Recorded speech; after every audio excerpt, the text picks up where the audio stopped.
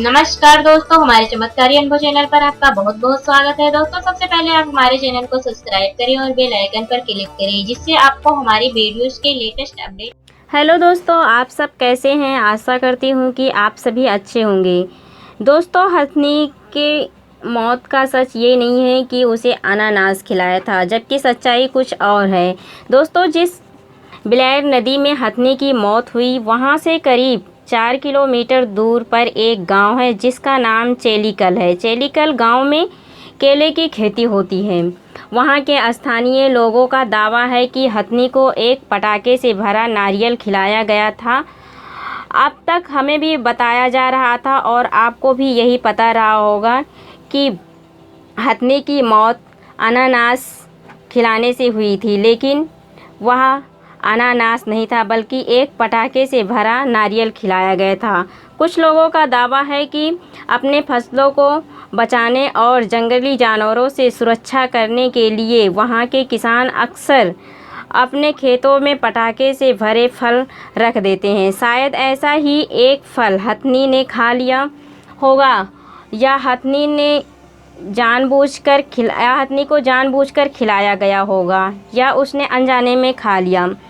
इसका खुलासा तो जांच के बाद ही होगा, लेकिन एक बात सच है कि इंसानों और जानवरों की इस लड़ाई में हथनी बेमौत मारी गई।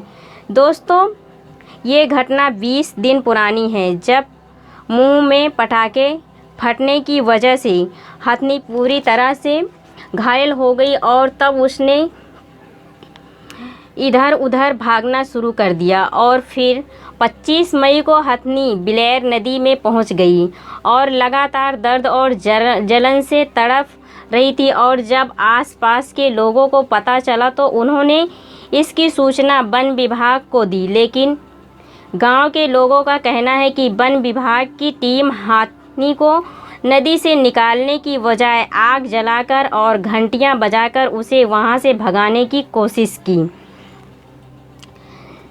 शुरू कर दी, लेकिन हथनी भागी नहीं और रात होने पर वह पास के एक गांव में चली गई। इसके बाद 26 मई की सुबह 4 बजे एक बार फिर से नदी में हाथी पहुंच गई। जाहिर है कि दर्द से परेशान थी और तड़प रही थी, और शायद पानी में खड़े रहने से कुछ आराम मिलता था। इसके बाद 26 मई की सुबह गांव वाले इस नदी के पास आए और इकट्ठा हो गए। वन विभाग वालों पर जानवरों के डॉक्टर को बुलाने का उन पर दबाव बनाया और दोपहर को 60 किलोमीटर दूर से एक डॉक्टर पहुंचा, लेकिन वह हथनी का इलाज नहीं कर पाया। इस दौरान ना ही तो हथनी को बेहोश करने का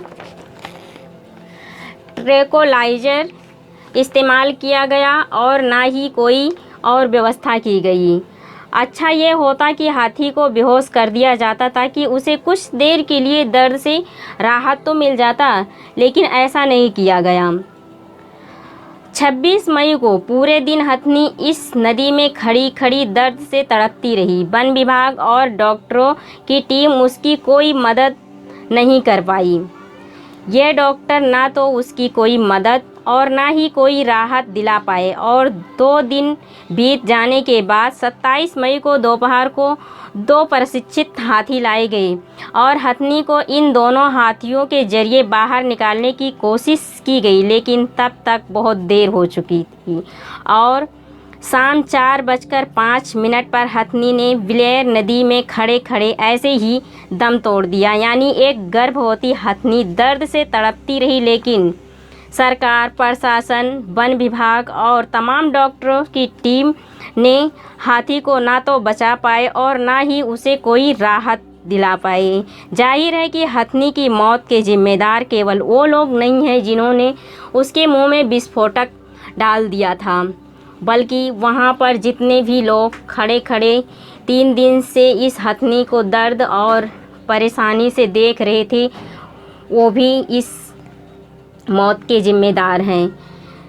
दोस्तों, इस वीडियो को ज़्यादा से ज़्यादा लोगों में शेयर करें ताकि हथनी की बेवजह मौत बेवजह मारने वाले लोगों को कड़ी से कड़ी सज़ा मिल सके।